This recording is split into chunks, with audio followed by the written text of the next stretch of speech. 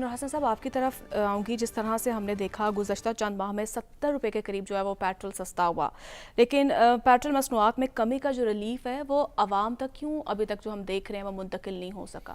دیکھیں، میں سمجھتا ہوں کہ اس میں سب سے بڑی کوتاہی اور جو ذمہ داری عائد ہوتی ہے وہ انتظامیہ پر ہے کہ جہاں پر پیٹرول کی پرائسز جب بڑھتی ہیں تو قیمتیں بڑھ جاتی ہیں، جب کم ہوتی ہیں تو کم از کم اس کے اثرات نچلی سطح پر آنے چاہیے. اسی طرح آپ دیکھیں کہ یہاں پر نہ تو اشیاء خورد و نوش کہیں پر سستی ہوئی ہیں، اور پھر جو مافیا ہے وہ بہت زیادہ سرگرم ہے. مجھے ایسے لگتا ہے کہ شاید وفاق ہو یا پنجاب ہو یا سندھ ہو یا خیبر پختونخوا ہو، وہاں پر ایڈمنسٹریشن جو ہے وہ جو مہنگائی ہے اس کو کنٹرول کرنے میں بری طرح ناکام ہوئی ہے، کیونکہ وہ اس کام جو ان کا بنیادی کام ہے وہ اس سے مجھے ایسے لگتا ہے کہ وہ ان کی ترجیحات میں اب پہلے دوسرے تیسرے نمبر پر نہیں رہا.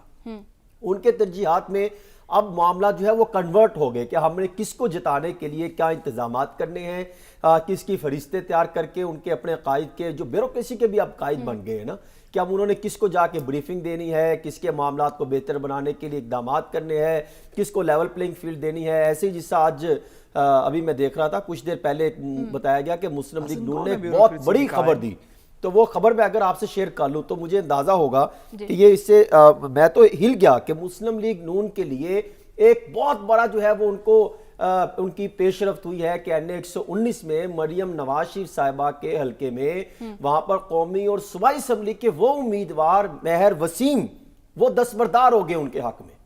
تو میں وہ فہرست نکالی، فوری طور پہ میں نے وہ فہرست دیکھنے کے لیے شروع کی کہ شاید مہر وسیم صاحب کہیں پہ مل جائیں. پتہ لگا مہر وسیم نامی شخص کوئی ایسا ہے ہی نہیں این-119 میں، لیکن انہوں نے پریس ریلیز جاری کر دی محترمہ مریم اورنگزیب صاحبہ نے. تو وہاں پہ تو شہزاد فاروق صاحب ہیں پاکستان تحریک انصاف کے اور پھر دیگر جماعتوں کے، لیکن وہاں پر تو ایسا کوئی شخص نہیں ہے. اور بتایا گیا کہ ہزاروں افراد پر مشتمل وہاں پر انہوں نے ان کے ساتھ اکٹھ ہوا اور انہوں نے مسلم لیگ نون میں شمولیت اختیار کر لی. ایسے ہی جیسے پریس ریلیز میں بلند و باغ دعوے کیے گئے ہیں، ایسے ہی جو ہے معیشت پر بھی دعوے کیے جاتے رہے کہ ہمارے حالات بہتر ہو گئے، ہم جو ہے وہ ٹیکس کو مناسب جو ہے غریبوں پر نہیں لگائیں گے، شرافیہ پر لگائیں گے. ہوتا کیا ہے؟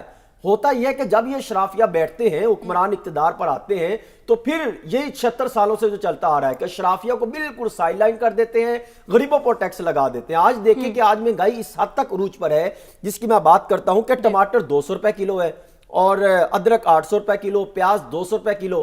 کیا یہ غریب بندہ یہ جو ہے یہ سبزیاں لے گا، مسالے لے گا، روٹیاں جو ہے 20-25 روپے کی روٹی ملتی ہے تو وہ کیا بیچارہ غریب گزارا کرے گا؟ اور ابھی یہ بڑے بڑے دعوے کر رہے ہیں. آپ دیکھیے کہ جو آئی ایم ایف کو پاکستان نے جو یقین دہانی کے لیے جو مسودہ بھیجا ہے، اس میں دیکھ رہا تھا لکھا تھا کہ حکومت کا کسی قسم کی فیول سبسڈی یا کراس سبسڈی کے حوالے سے اسکیم نہیں لائی جائے گی، اور دوسرا کوئی بھی سبسڈی، ٹیکس چھوٹ یا ترجیحی سہولیات نہ دینے کا فیصلہ. یعنی اگر 8 فروری کے بعد جو بھی حکومت آتی ہے وہ یہ بجلی کیسے فری کریں گے، حالات کیسے بہتر کریں گے، سبسڈی کس طریقے سے لے کر آئیں گے، یہ جو آپ کے 1.5 ٹریلین تک جو ہے جو آپ کا بوجھ بڑھے گا وہ کون سے ٹیکس لا دیں گے، کس پر لے کر آئیں گے؟ تو جب آپ تو سبسڈی دے ہی نہیں رہے تو اس کا مطلب جب آپ یہ جو ٹیکس انڈائریکٹلی آپ اشیاء خورد و نوش پہ یا دیگر جگہوں پہ لگائیں گے تو پھر مہنگائی کا گراف مزید بڑھے گا. تو میں یہ سمجھتا ہوں کہ یہ سیاسی جماعتیں ہوں یا حکومت وقت ہو، ان کے لیے بہت بڑا چیلنج ہے کہ یہ مہنگائی کو کنٹرول کیسے کرتے ہیں. سب سے بڑا اس ٹائم ان کے لیے مہنگائی ہے، بے روزگاری ہے، نوجوانوں کو روزگار دینا ہے. اس کے لیے نہ تو حکومت وقت کوئی کام کر سکی ہے. ہاں، صرف فرق اتنا پڑا ہے کہ جہاں پر ہمارے ریزرو تھے 4.5 بلین ڈالر، وہ لگ بھگ 8 بلین ڈالر کو کراس کر گئے ہیں. تو اتنا ہمارے پاس پڑا ہے، کسی حد تک ہمیں حالات بہتر ہوئے اور بڑے بڑے پروجیکٹ میں ہمیں پیش رفت نظر آئی ہے. عوامی مسائل تو وہیں کے وہیں ہے نا. نہیں، مجھے یہ بتائیں عوامی مسائل کا سیاستدانوں سے کیا لینا دینا؟ آپ ان کے مشہور میں عوامی مسائل کے حل کے لیے روڈ میپ دیکھتے ہیں؟ 76 سالوں سے یہی ہوتا رہا ہے، پریشانی ہے، لوٹ مار ہے، فیکٹریاں لگتی ہے. یہی کرپٹ مبینہ کرپٹ سیاستدان، مبینہ کرپٹ بیوروکریسی کو ساتھ لے کر کس طریقے سے کام کرتی ہے. آپ ان کی طرف آتے ہیں کہ یہ معاملات حل کریں گے. دیکھیں ابھی تک پلان ان کے پاس نہیں آیا، اور یہ جو ڈاکومنٹس ہے جو آئی ایم ایف کو انہوں نے بھیجا ہے پاکستان نے، اس کا بغور جائزہ لیں تو ایسے لگتا ہے جس عادل ورائے صاحب اشارہ کر رہے تھے کہ مہنگائی کا گراف بڑھے گا. تو یہ سیاستدان جو ہے وہ کس طریقے سے بات کر رہے ہیں کہ ہم آنے کے ساتھ ہی آپ کے لیے دودھ و شہد کی نہریں بہہ دیں گے.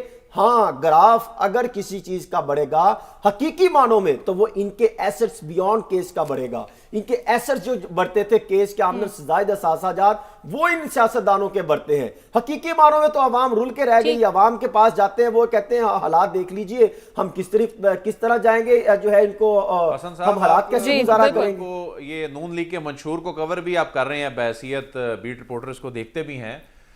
آپ کے پاس یقیناً یہ خبر ہوگی کہ نون لیگ نے منشور تو تیار کر لیا ہے لیکن وہ میاں صاحب منشور کمیٹی کو ٹائم ہی نہیں دے رہے. انہوں نے 27 تک کا ٹائم دے دیا. اس وقت اس سے زیادہ امپورٹنٹ چیز کیا ہوگی؟ کیا ریزن ہے کہ ابھی تک وہ اپنی کمیٹی کو ہی ٹائم نہیں دے پا رہے کہ 27 کو جا کے اناؤنس ہونا ہے؟ دیکھیں سازوس عدیل برائے صاحب آپ مجھے لگتا ہے کہ وہ بات نکلوانا چاہ رہے ہیں کہ شاید ابھی ان کو بھی گارنٹی نہیں کہ وہ پرائم منسٹر بنتے بھی ہے کہ نہیں.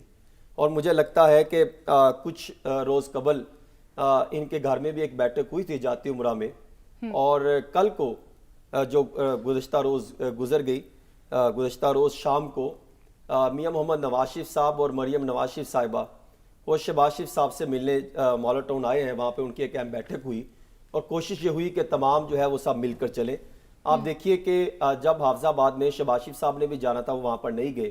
ان کے کچھ اختلافات بھی چل رہے تھے اور میری اطلاع یہ ہے کہ کچھ ان کا یہ بھی تھا کہ شاید اگر کئی جگہوں پر جس طرح تو گراف بتا رہے ہیں جو سامنے آ رہے ہیں کہ شاید جس طرح یہ خود بتا رہے ہیں کہ ہماری بات ہو گئی کوئی کہتا فلاں کی بات ہو گئی. ان کا خیال یہ ہے کہ اگر آزاد امیدوار زیادہ جیت گئے اور ان کی پوزیشن نہ بن پائی اور کوئی دوسری جماعت کا شخص جو ہے وہ پرائم منسٹر بننے کی دور میں آگے نکل گیا تو وہ کہاں پر سٹینڈ کریں گے. اصل میں منشور تو آج نہیں, منشور تو آج سے تقریباً 25 روز قبل کا تیار ہو چکا ہے. 10 تاریخ کو, 12 کو, پھر 15 کو, پھر 17 کو, پھر 19 کو, اب بتا رہے ہیں کہ یہ 27 کو اعلان کریں گے. منشور تو انہوں نے دکھانا ہے. پھر یہ خود ہی بتا رہے ہیں کہ ہم نے کچھ ایسی تبدیلیاں کی کہ شاید روڈ میپ دے سکے. آپ دیکھ لیجئے